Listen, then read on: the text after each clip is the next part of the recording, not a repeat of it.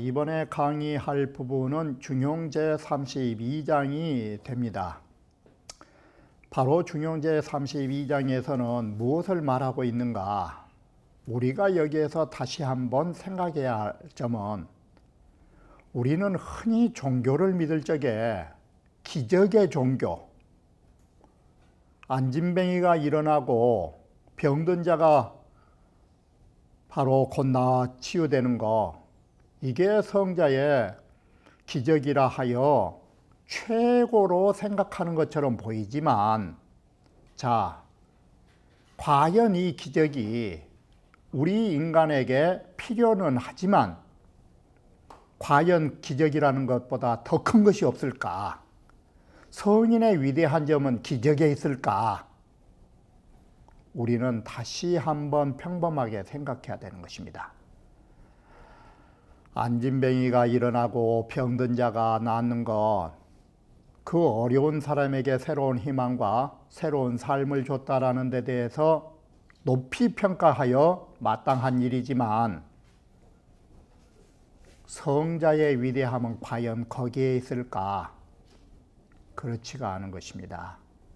이 세상 모든 사람들이 질서 속에 살아가고 진리를 깨닫게 만들어주고, 바로 그러한 능력이 위대한 성자의 능력인 것입니다.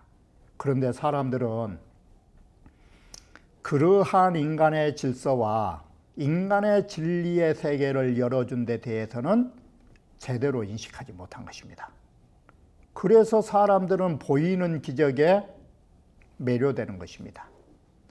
보이는 기적에 매료되고, 성자의 그 모습은 앞에 강의에서 말했던 제31장에 해당되는 성인의 소득에 해당되는 것입니다.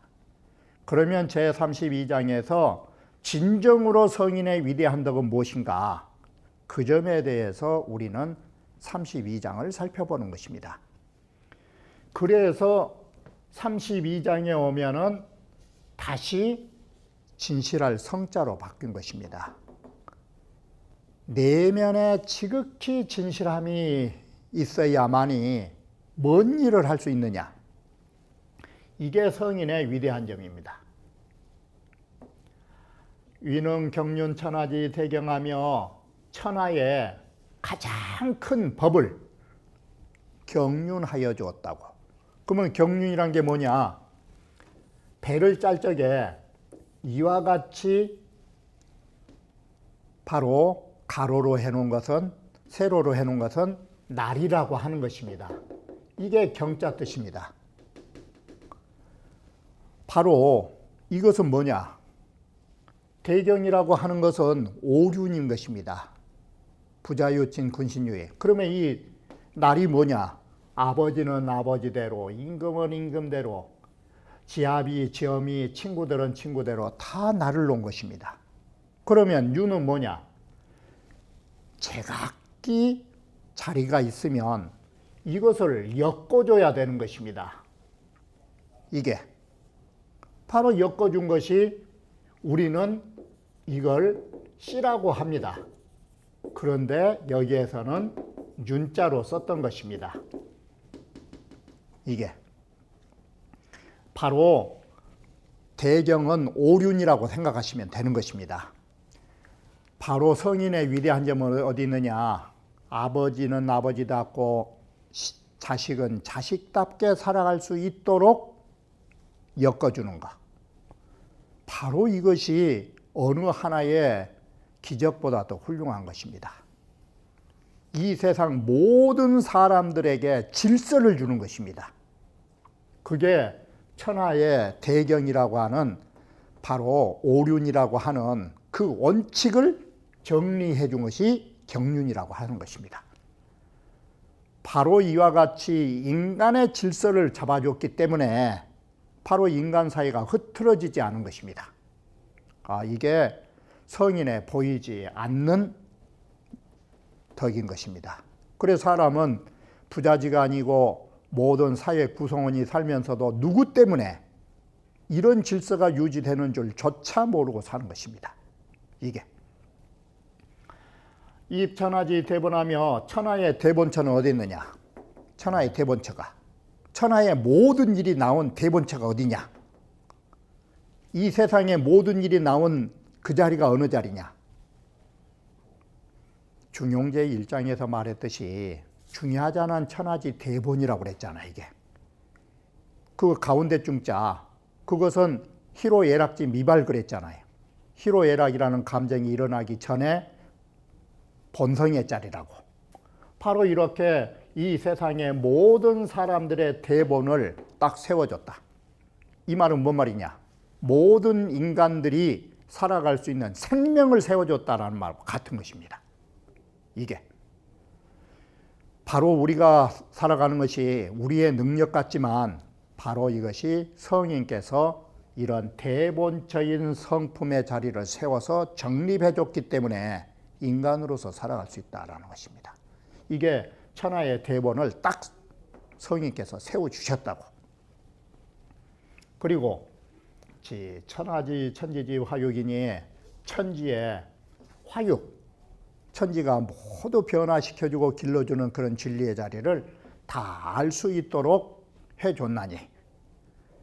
자, 우리는 지금 추나추동이라고 하는 것을 다 알고 있으니까 한 예를 들어서 봄오면 봄온갑다 하지만 만약에 천지의 화육인 추나추동조차 정해놓지 않았다면 어땠을 거예요?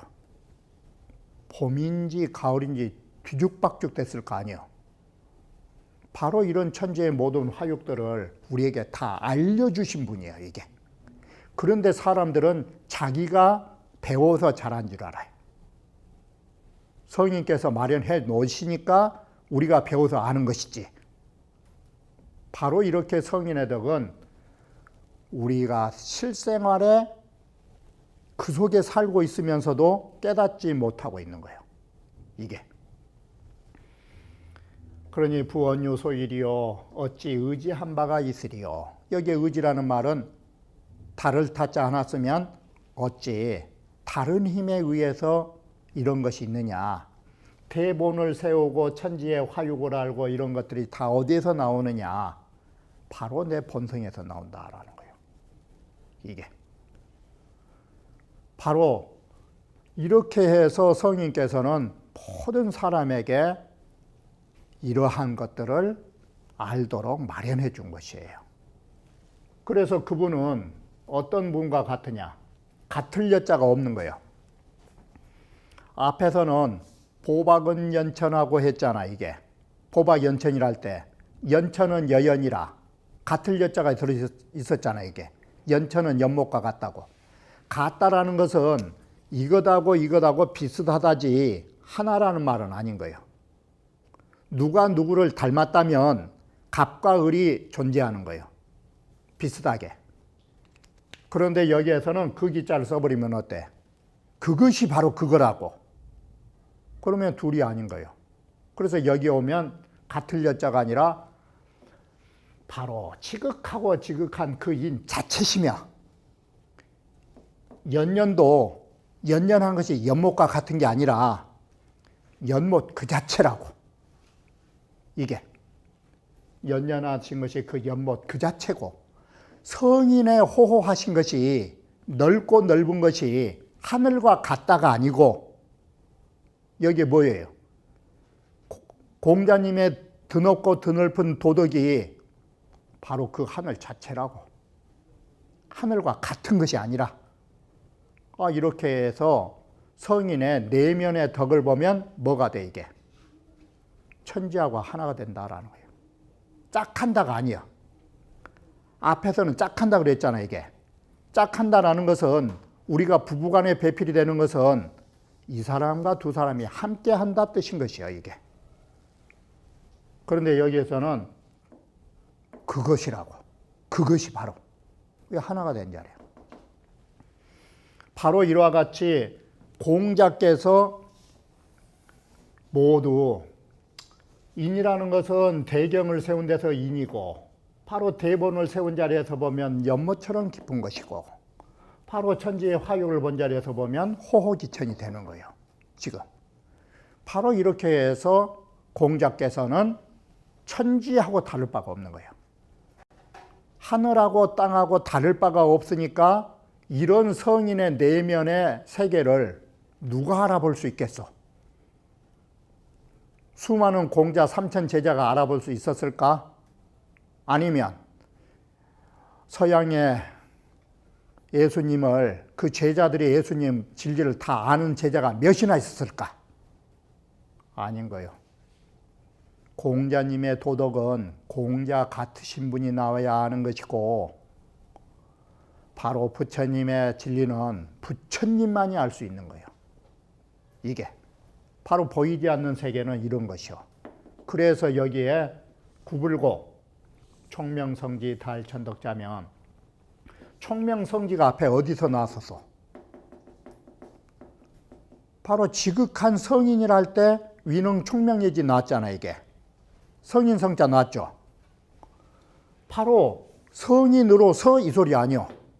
성인으로서 하늘의 덕을 통달한 자가 아니라면 이 소리는 뭔 소리요?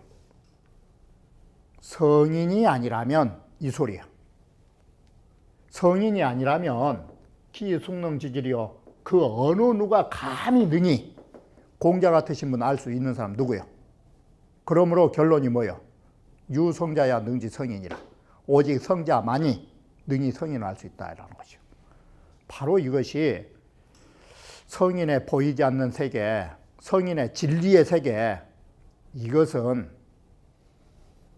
아는 사람이 없는 거예요. 다시 말하면 우리나라 곳곳에 가면 향교가 그처럼 많지만 수많은 사람이 공자를 받들고 있지만 진정으로 공자의 도를 안 사람 있을지, 그리고 수많은 산중에 절이 많지만 부처님의 진리를 부처님처럼 안 사람이 있을까? 그리고 수많은 교회가 있지만 예수님의 진리를 예수만큼, 그 예수님만큼 깨달은 자가 있을까? 우리가 다 종교에 신앙하는 거 이 부분까지 간 사람 별로 없는 거예요. 이게 성인의 위대한 점이야. 사람은 그저 보이는 기적의 소덕, 그걸 보고 매료하는 거예요. 더 훌륭한 점은 어디에 있는지도 모르고. 바로 이것이 우리가 지향해야 할 점이라고 말한 것이에요. 자, 그러면 이어서 중용제 33장이라 하는 것은 이제는 마지막 부분에 이르렀습니다.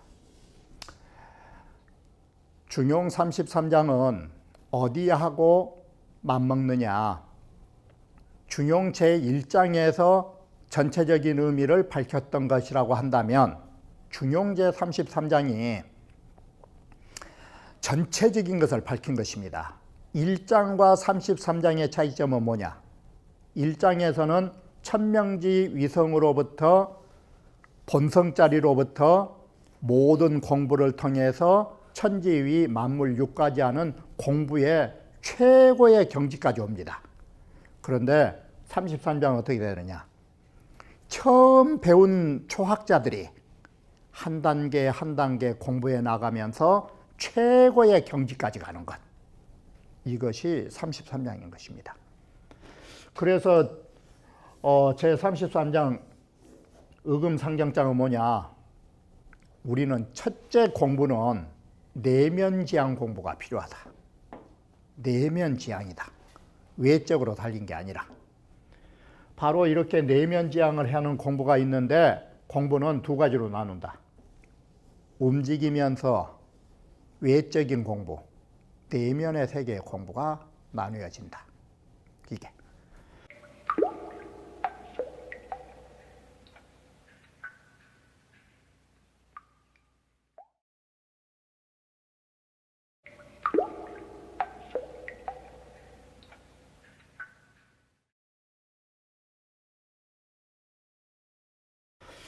그래서 잠수복이나 역공지소라고 하는 제2절은 아무리 숨겨놔도 숨으려고 해도 위에서 쳐다보면 물고기 어디 들어간지 다 아는 것처럼 마음속에서 일어난 생각은 아무리 감추려 해도 감춰지지 않는다.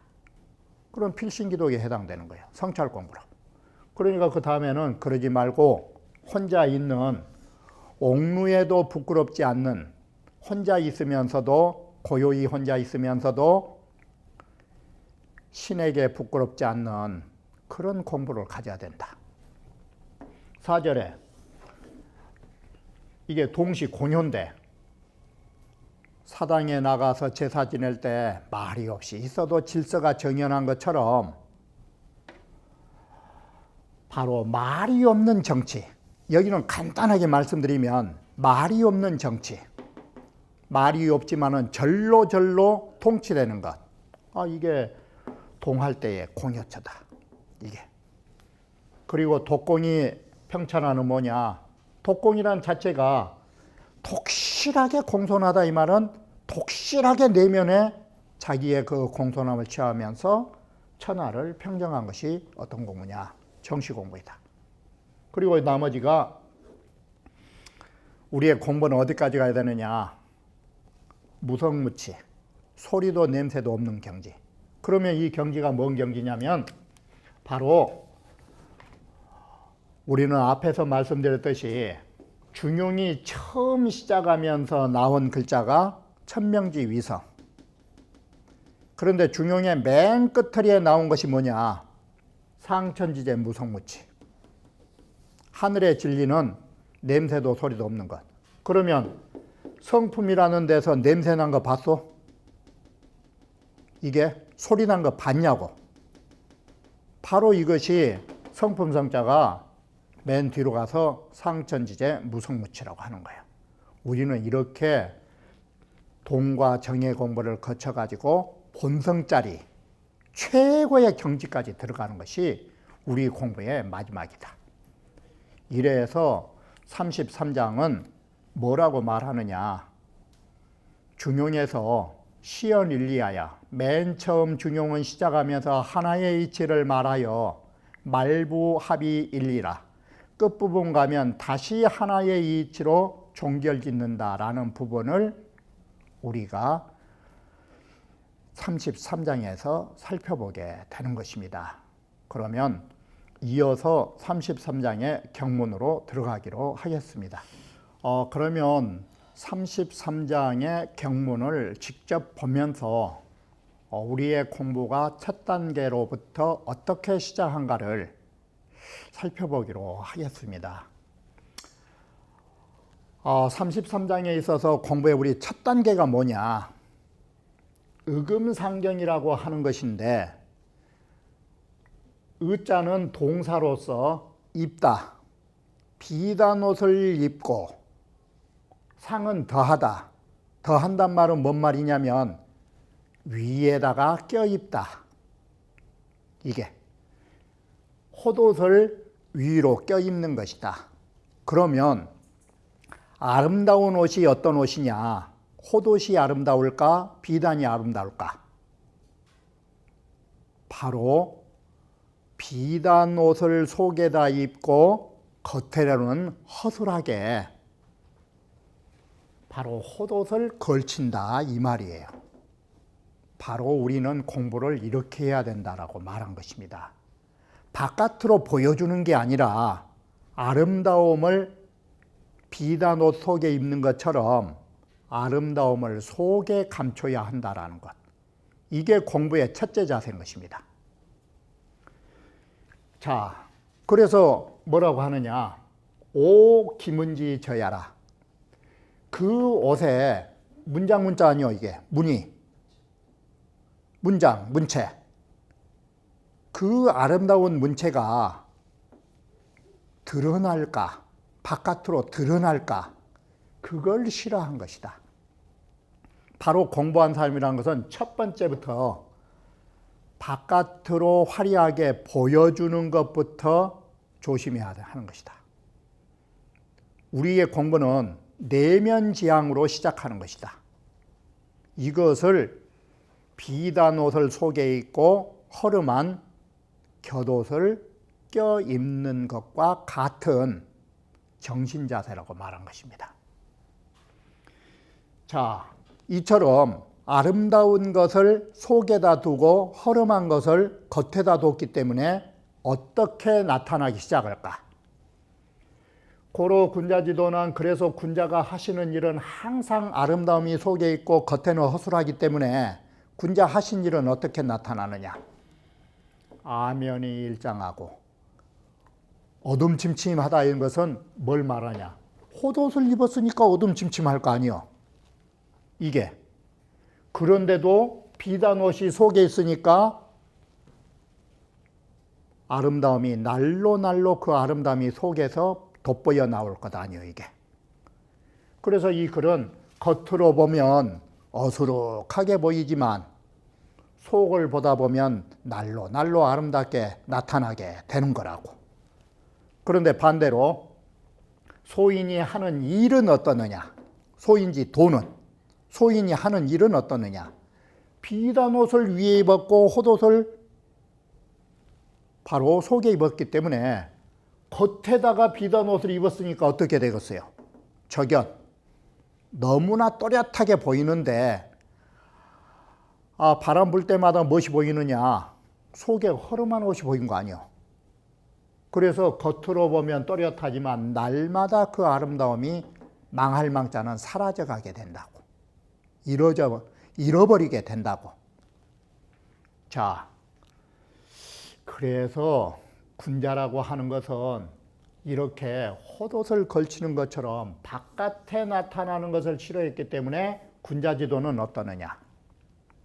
바깥이. 그래 군자의 도는 담이 불렴하며 그래서 군자의 도는 언제나 담담하게 그저 무심한 것 같은데 그런데도 사람들이 그 사람을 싫어하지 않는다. 이게. 그러면 소인은 어떠느냐? 여기에는 이제 없는데 만약에 담이 불렴의 반대로 소인이 나왔다면 어떻게 됐을까? 군자라는 것은 그저 무심한 것 같으면서도 실증나지 않고 세월 가면 갈수록 정이 붙은데 여기에서 얘기해서 뭐라고 그랬느냐? 그러면 소인은 어떠느냐? 감히 패라. 소인이라 하는 것은 겉으로 어찌 잘한지 정말 설탕처럼 단데 세월이 갈수록 이루어져 버린다고. 왜 이러느냐? 이게 얘기해서 한 말이야. 우리가 왜 담담해야 되느냐? 거기에 비유가 몇 가지가 있는데 나그네에게 잠자리를 제공하지 않으려거든 오늘 어디서 주무실 거냐고 묻지 말라고. 그리고 초상 때 부의를 많이 하지 않으려거든 이번 초상 경비가 얼마나 들으셨냐고 묻지 말라라는 것. 주지도 않으려면서. 그래서 이렇게 보면 사람이 매정한 것 같지만 실컷 물어놓고 오늘 어디서 주무시고 돈 얼마 들었냐고 해놓고 입 싹 닦아보면 어떻게 할 거예요? 그게. 그래서 얘기해서 그 말이 나온 것입니다. 군자의 사귐이라는 것은 담담하면서도 이루어지고 소인지교는 감히 패라. 소인의 사귐이라는 것은 막 설탕물처럼 달지만 그게 오래 못 간 거라고. 왜 그러느냐? 겉으로만 꾸미니까. 자, 겉으로 보면 헛옷을 입었으니까 간촐해 보이잖아요, 이게. 간촐해 보인다고. 그러지만 속이 아름다움이 담겨져 있다. 그게 간이 문. 간하면서도 문체가 있다. 오늘이 그저 사람이 겉으로 보면 어수룩하니 그저 사람이 그저 원한 것 같지만 니자는 뭔 개념이요? 냉철하게 조리의 맥락을 가지고 있다. 이게 야물딱지다. 우리말로 하면 겉으로 보면 어수룩하니 그저 따뜻한 사람 같지만 속으로 보면 아주 맥락이 조리가 명확하다고. 다 이것이 겉으로는 어수룩하고 속으로 아름다움을 가져가기 때문에 이런 현상이 나온 것이다. 자, 바로 우리는 이런 내면 공부를 하려면 어떤 공부가 필요하느냐? 지온직은 멀리 있는 것이 가까운 데로부터 한 것을 알아라.